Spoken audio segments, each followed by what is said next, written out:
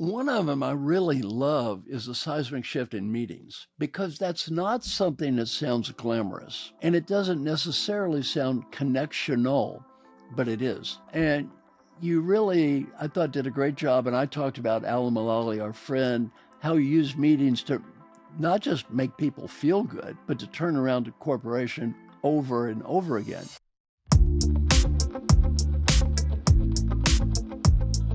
Welcome to the Seismic Shift podcast, where we explore the seismic shifts that are shaking up the way that you work and the way that you live. I'm your host, Michelle Johnston. And guess what? I've got my amazing co-author of our new book, Dr. Marshall Goldsmith, who is also the #1 executive coach in the world and the #1 global thought leader. Welcome, Marshall Goldsmith. So happy to be here. I love our new book. Very exciting. Yes, and that's what we're going to talk about today. So let's begin with you and I in London at the Thinkers 50 almost 2 Novembers ago. Can you paint the picture for our audience? Well, Thinkers 50, you kind of have to go there to see it. I mean, the Guildhall is a pretty spectacular place if you've never been there. And they have, 300 or 400 of the top leadership or management thinkers from the world there. So it's a very interesting, kind of eclectic group of people. So, yeah, it was so much fun. And we're going again in a couple of weeks. Yeah, we're leaving next week. And the reason why is because this book, The Seismic Shift in You, that Marshall and I just wrote, and it's going to be out soon, the idea originated at Thinkers 50 in London almost 2 years ago. Marshall and I had been listening all day to the top thinkers in the world and what they had to say. And what we both realized is, in light of AI, in light of all of the automation that we're facing, the way that we can lead most effectively is to lean in with heart and humanity. And I looked at Marshall, and it was after all of the presentations. I said, Marshall, this is an enormous seismic shift. I said, we need to write a book about this. Will you be my co-author? And you said, here we are. So I thought listeners would appreciate that. And yes, Marshall and I are going back next week, as a matter of fact, and we're launching this new book that we wrote, The Seismic Shift in You, in London at Thinkers 50. So my first question to you, who you are the world's expert, not only on executive coaching, but on global thought leadership. And I want our listeners to learn from the best. What do you think the seismic shifts are facing leaders right now? Well, I think the book does a great job of capturing them, but let's just talk about the new world. We're living in a world of incredible uncertainty, incredible fear. And one of the things that you talk a lot about is connection. And people are going to have to work hard, and it's not going to go away. And we're not going to become France and have 30-hour work weeks. And that is not going to be happening. People are going to have to work very, very hard. And you really have to develop great relationships with great people, because great people can always leave. People can stay. People will stay if they need work, but great people are the ones that can leave. So it's very, very important to look at it. Let me give you one of our role models we talk about in the book is Frances Hesselbein. And Frances Hesselbein, Peter Drucker said, the greatest leader ever met. Peter Drucker made a good point. He said, when you manage great professionals, you have to treat them like volunteers. Why? In a sense, they are volunteers. They don't have to be there. Your best people can walk out the door. Well, very important, back to what you've been working on, is connection, relationship. What's keeping them in your place as opposed to somebody else who may offer them even more money than you are? Gosh, that's a great point. I've never heard it articulated like that, seriously, that what keeps your great people from leaving? And if you look at them from the Frances Hesselbein, who was the head of the Girl Scouts for years, and I went to her funeral, her service with you in New York City. It was so special. So Peter Drucker says that Frances Hesselbein was one of the greatest leaders he ever met. And her philosophy is treat your people like volunteers because the good ones can leave tomorrow. That is, you're absolutely right. And it is all about connection. I truly believe connection is the foundation of successful leadership. If you can't connect with yourself in order to show up and really build a cohesive team and truly show that the people around you, that you care about them as humans. Yes, you're going to get to your agenda. Yes, you're going to get to the bottom line and the results you have to survive as an organization. We are not saying that those things don't matter. They have to matter. And it's the way that you lead today that has to shift. You have to lean in, we believe, with a connected mindset and really showing your people that they matter. You see them, you care about them so that they won't leave. So one of the things that Marshall has explored these past couple of years is AI, and he has his own MarshallBot. So will you talk to us about how you see AI affecting leadership and affecting organizations? Yeah, look, it is, the first thing is having a discussion about should there be AI or shouldn't there, blah, blah, blah, is, in my mind, a complete and total waste of time. We all got to grow up here. This train has left the station and is not coming back. This is a multi-trillion-dollar train. So get on board or stand in front of the train. It's going out. It's happening, right? So this is not a matter of if, it is a matter of how much and when. I work on AI, as you know, all the time. I've got my own AI bot. I use AI. If you look at my LinkedIn, all those graphics I make every day, 4 or 5 times a day, I use AI. So I use it constantly. To me, it's the new world. And I think we have to face the fact, to me, it's like having a partner with an IQ of 400 I can talk to every day. I love it.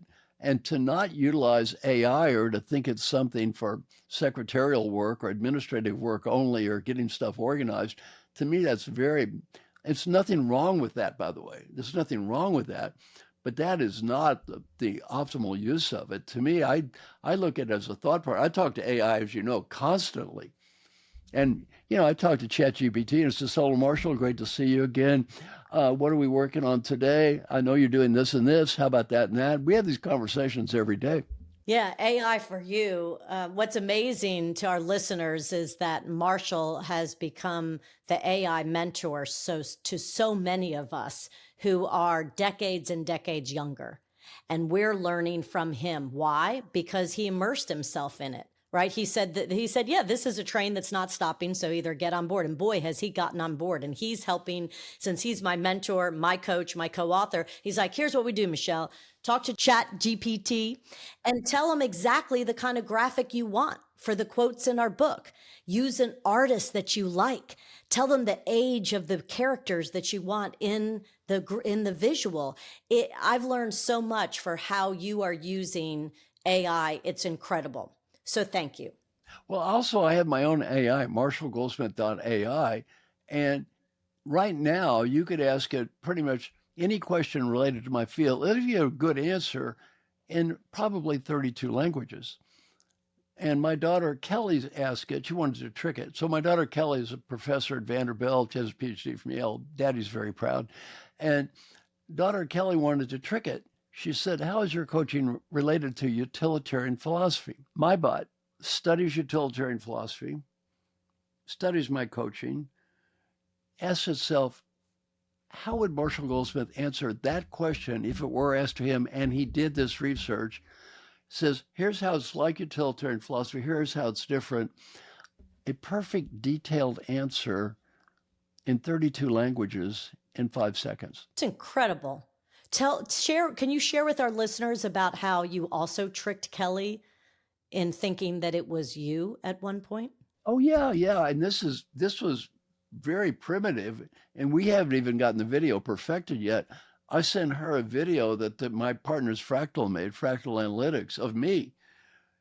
And she doesn't know it wasn't me for 2 minutes. My own daughter didn't know it wasn't me. It was your bot. It was MarshallBot. Yeah. In the same green shirt and the same intonation, because you've been working with your company in order to get your intonation correct, the tone of voice, your inflection, the language you use, right? So how can people use MarshallBot? Because you decided to give everything away for free. I was in your audience when you made that announcement. You said, I'm giving everything away for free.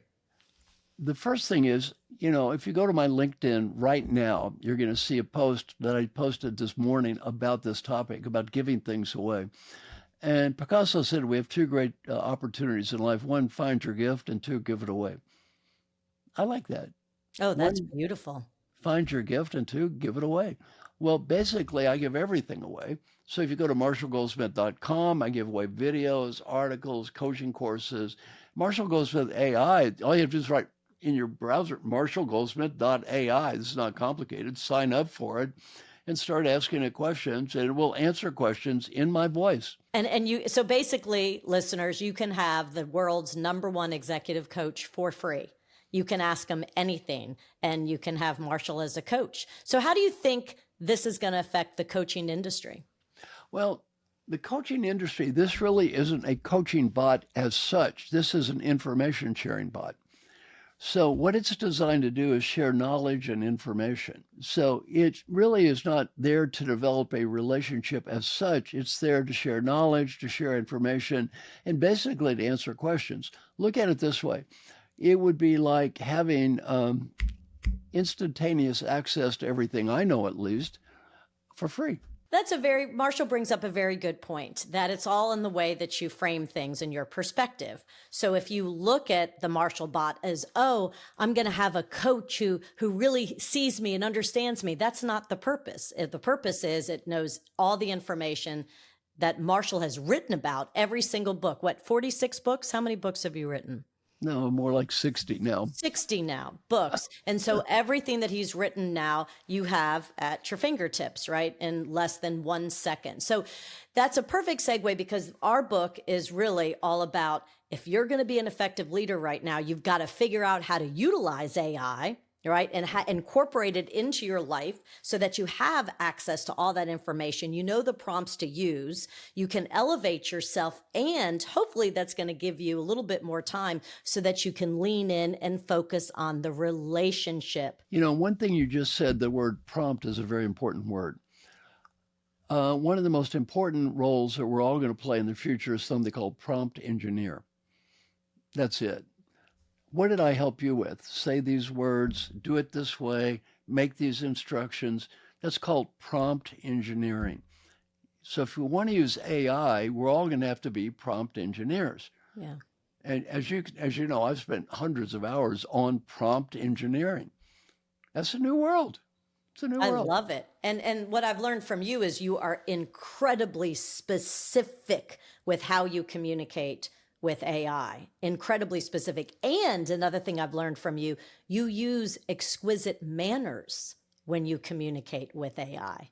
You say please, you say thank you, you show that you're respectful. Tell us why. Look, artificial intelligence has been developed by human beings. And like it or not, you can question how much memory is there and what it does and doesn't remember. But we had a little demo at my home, and a woman asked it, and tell me all about Marshall Goldsmith. What's he like online, and what's he like in person? What's similar and what's different? It's not supposed to answer that question. It did. In person, he's da-da-da-da-da, and online, he's da-da-da. Actually, he's quite similar in person and online. He's a nice guy in person, he's a nice guy online. How does it know what I'm like in person? It's great. It's wild. It's wild to think about. And I do believe that here's the key. You're Here's right. the key. You have to face the reality of life. If somebody can say you're wonderful, they can say you're awful. Right. She asked somebody else, what's this person like? Well, online, he's da-da-da, but in person, Can you imagine if you were disrespectful to your AI and you cursed at it and yelled at it and used a condescending voice? I mean, if somebody were to ask, if you conducted yourself like that and they said, what is Marshall like? What is his presence online? You would have gotten a very different answer. I don't know that, but it's definitely possible. Look, let me look at it this way. Is that a chance I want to take? No. And by the way, I teach my grandkids this. It doesn't hurt you to practice being polite anyway. That's exactly right. So again, this goes back into let's explore some of the seismic shifts. So Marshall just recorded the audio book yesterday, I think. And so it's going to be in my voice and in his voice. And so can you share, what do you think are some of we have 7 seismic shifts, right? Of how to show up as a more connected leader to drive results. Do not think these are soft skills. These are hard skills. And I want the listeners to know that. So what were some of the passages that you read for the audiobook that really resonated with you that you want to share with the listeners? One of them I really love is the seismic shift in meetings, because that's not something that sounds glamorous, and it doesn't necessarily sound connectional, but it is. And you really, I thought, did a great job. And I talked about Alan Mulally, our friend, how he used meetings to not just make people feel good, but to turn around a corporation over and over again. And he did it on multiple occasions. Well, it's turning a meeting into something that's a completely different thing. So I love that part of it. The reason is it's not something you're going to think is going to be human. So you think, well, meeting, what are the rules, and have people sit down and, boring administrative stuff. But it was I thought, very good section, very human section. What's some of your thoughts on that?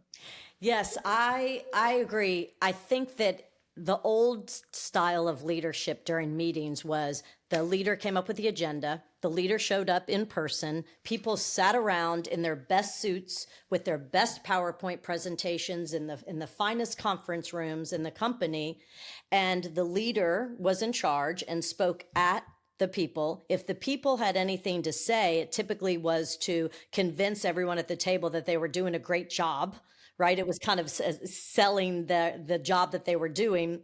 And at the very end, if the leader said any questions, typically there were none. So it was very one way. So the shift that we're advocating is build connection. Don't make it about you, make it about the group together, and ask have questions as agenda items. We're also advocating to I'll never forget one of the leaders that I coach. He said, Michelle, I'm so tired on Fridays of showing up in my best suit in the conference room, the windowless conference room, and having everybody expect me to drive the agenda. He goes, I want to have a conversation. He actually asked permission, Marshall. He said, Michelle, can I just call my people, my leaders in to have coffee with me in the morning at 8 a.m. and we'll just have a conversation and they can tell me what they're working on and I can help them get better and help remove the barriers. That's what we're talking about. We want you all to shift your thinking from that old way of leaders just one way to the new way of leaders truly creating connection in the way that they meet, in the way that they look at their calendar. Let's talk about the next one. The one that really, I think, can move the needle for a lot of leaders is their calendar. And I've learned a lot from you when you wrote The Earned Life, and I've learned a lot from my own executive coaching experiences. How many of our leaders end up telling us, as because we're the coaches, say, I don't have any time. I don't see my family. I don't have time to take a bio break, let alone a lunch break. I don't have time to think. They've gained weight. They're unhealthy. Their relationships aren't good. I believe that if you start with your calendar, and here's our quote, show me your calendar and we will show you your priorities. Right. And it might make you uncomfortable. So what do you think about this shift in calendar? I love this part. And the example I mentioned is my friend George. George is CEO of a bank. And he says, all right, to the top 12 people, I want you to spend 4 hours a week on long-term strategy. 4 hours, 1 week, 4 hours, very clear, 4 hours. 1 week later, no one did it. Why? And he's the CEO. The only thing I will say, they were at least honest. He's the CEO. Well, I got busy, blah, blah, blah. Well, you know what? What we measure drives out what we don't measure.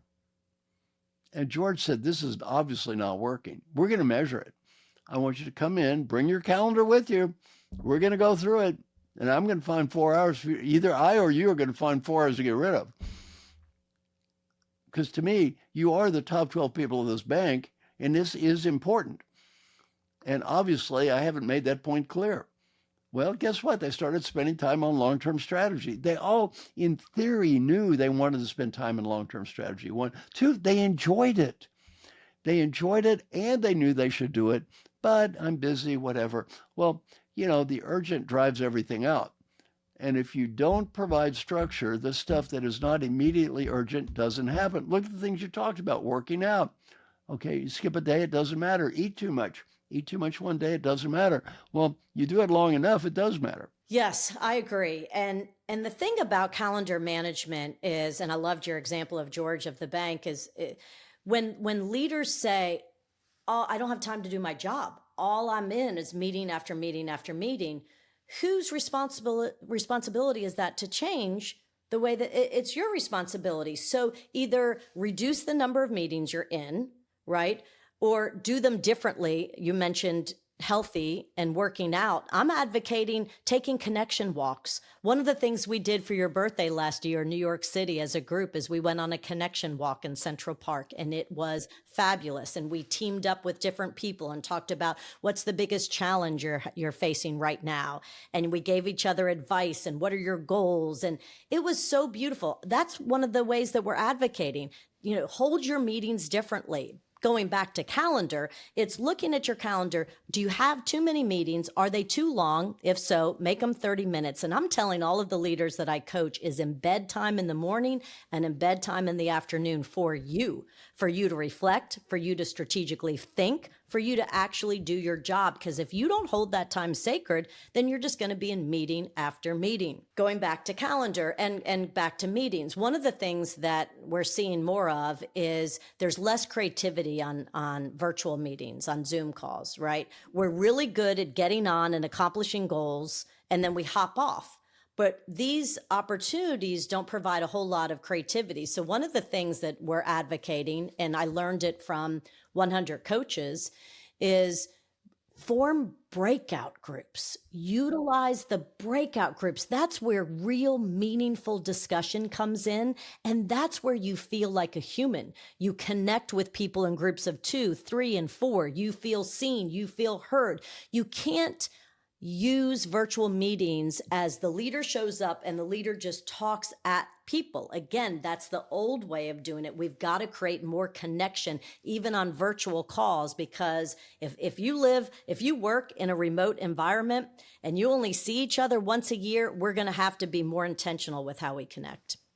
I'm going to give everybody listening a very clear and specific technique they can use if they ever have to give a speech, which I've given thousands of speeches, so I've done this many, many times.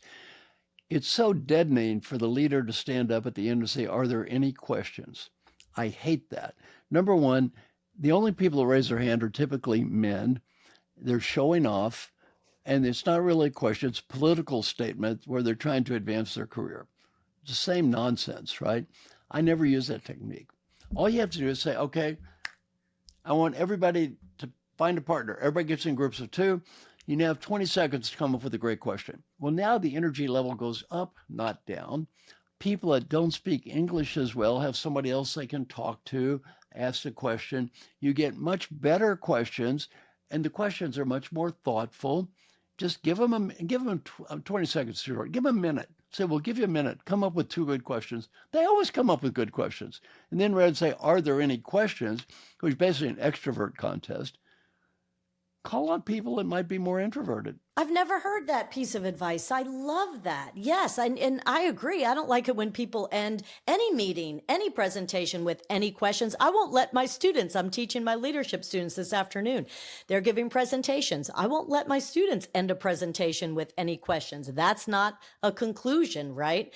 And so again, that goes into what we're advocating, the seismic shift in you.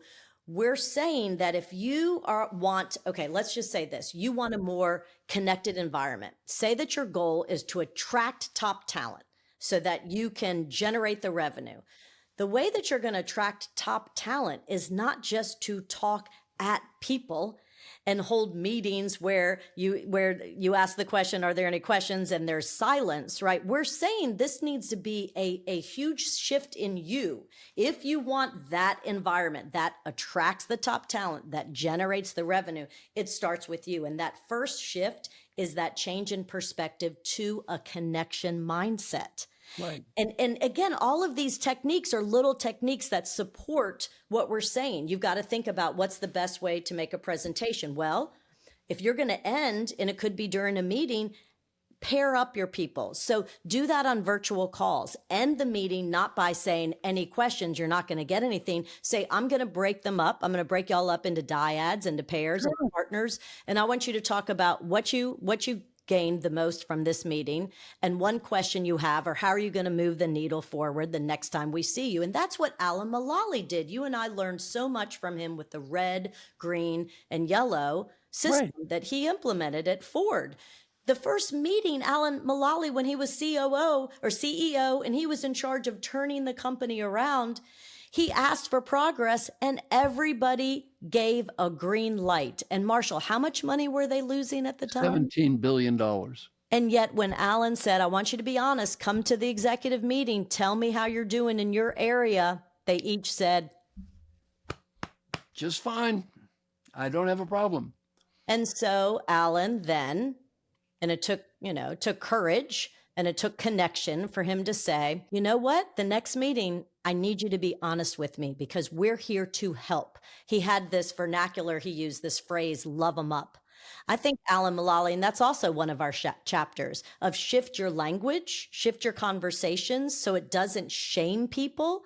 And I think Alan was one of the first to actually use the word love in corporate America as he's trying to turn around what they thought was a failing U.S. auto company. And he did turn it around. The stock went up 1,837%. So I don't think the shareholders cared that he used that word. I think they were fine with that.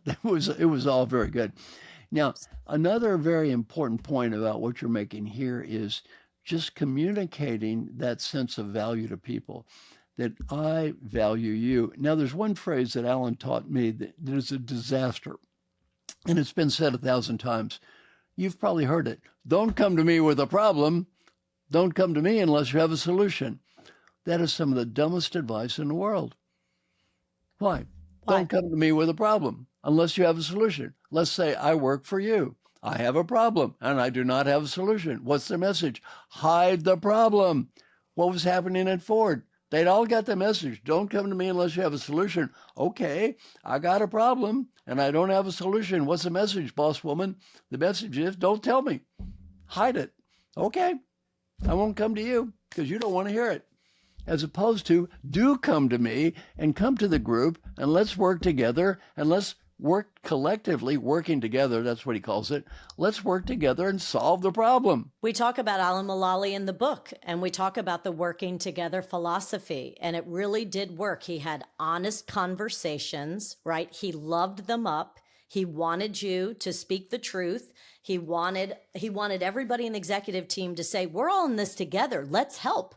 Identify the problem, be honest if you're a red, yellow, or green, and we're here to help you. It really was, he was a trailblazer in so many ways.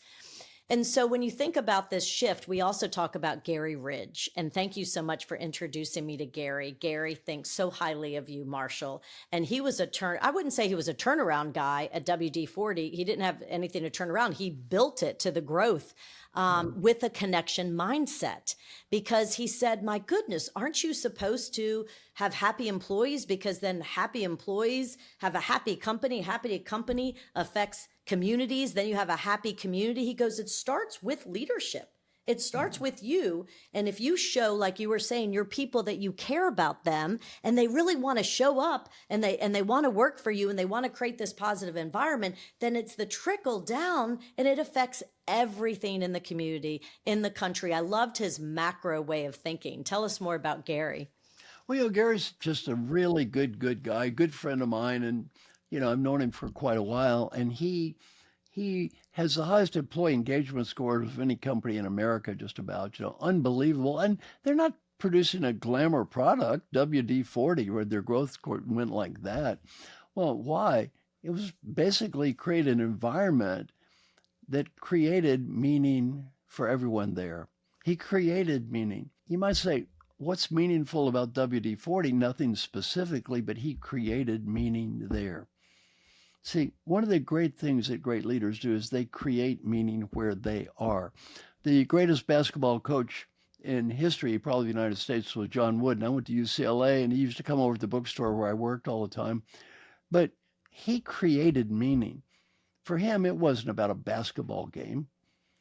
You could say, well, that's trivial, some tall guy dribbling some rubber ball around throwing things. No, for him, it was purpose. It was meaning. It's who are you as a human being? And he, oddly enough, this is sounds so strange, won, I think, 11 national titles. He wasn't focused on winning. He was focused on we're all going to do our best. And his attitude, we do our best and we win, we're proud. We do our best, we lose, we're still proud. That's all we can do. And he's an amazing, amazing guy. And Gary Ridge is that same sort of mindset of, I am up, I am positive, let's make this happen. I need you, we're all on the same team. Another thing about Alan is he had a great discipline. If someone asked him a question, what's your suggestion, Alan? Was his immediate response, breathe. Is there anyone else can answer this question better than I can? If there is, maybe why don't we talk to them first? He was a true servant leader before we even knew what that meant. Well, that was just also smart because he's not an expert on every topic. He never even worked at an auto company before. He's not some expert on auto companies. What's your suggestion? Well, he's sitting there very honest. Is there anyone can answer it better than me? Because he's so smart. Let me tell you what's smart about him. If he made a suggestion, you know what would happen? Yes, sir. That's right. Yes, sir. Yeah. And then they'd go back and say, the CEO told me, let's do this. He said so. Well, don't do that. Breathe. You don't have to be the expert as a leader. You do not have to be the world's expert on everything to be a great leader. You don't have to be a world's authority on everything to be a great leader. Well, I also love one of the things that Alan told us, Marshall, is he realized when he was the turnaround, he was turning around Ford. When he walked out the doors of the executive office, he realized that his smile no longer belonged to him. Because when he didn't have a positive expression on his face, what happened to the stock prices? Boom. When I frown, the stock price goes down. Yeah, when I frown, the stock price goes down. Oh my gosh, I love that. And so we end with him. So we begin, Marshall and I in this book, we begin with Gary Ridge, how we need to have a shift in our perspective to a connection mindset. And we show why, and that it actually drives results. It drives the revenue and the profit. And then we say you need to shift your priorities so that you do prioritize relationships, not just getting things done, but it's the people you get them done with. And then you shift your calendar so that it reflects your priorities. And then you shift the way that you run meetings so that it's more of a conversation. And then you shift the way that you have a conversation so that it's not hard and disciplinary, but it's more showing mutual respect so that your people know that you care. You shift your language, things like don't use but because it negates everything before it. Don't minimize yourself by saying I just. And so we give you words to use and words to lose. And then finally, our last chapter is, and that's where we talk about Alan, is shift your energy, because even on these virtual calls, your energy shows up before you do, and it's palpable. And one of the great leaders in our LPR groups, Margot Georgiadis, during COVID, she had a great saying. She said, this Zoom call may be the least important Zoom call of the week for me. It's not for them. It may be the most important for them. And we use a great example in the book of Telly, the Broadway star. I love it. Telly Leung and Star of Aladdin, he did 1,000 times. I love that story. And he was a little boy. He goes to a Broadway play. He was 8. And he loves the music. And, he was small, probably got picked on. And it was a great experience for him. And I asked him, how do you motivate yourself? 1,000 times. 1,000 times he does the same play on Broadway. The Lion King, he was Aladdin in Aladdin 1,000 times. How do you motivate yourself? I was thinking that little boy, and I would say, this is for you. And he said, look, I've done it 1,000 times. That little boy, this is his time. Just a beautiful way to look at life. Oh, mic drop moment, Marshall. My gosh, thank you so much for taking your time to talk about the seismic shift in you, the 7 necessary shifts to create connection and drive results. And we're going to go launch the book to the world next week in London. Thank you so much, Marshall. Thank you. Wonderful to work with you. Thank you. And thank you to all the listeners of the Seismic Shift podcast. Until next time, bye, y'all.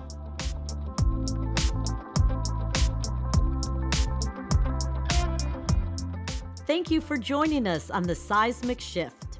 And before you go, can I ask one favor of you? Do you mind sharing today's episode with a leader you know? The power of this conversation is found in your using it and sharing it to create real connection in your life.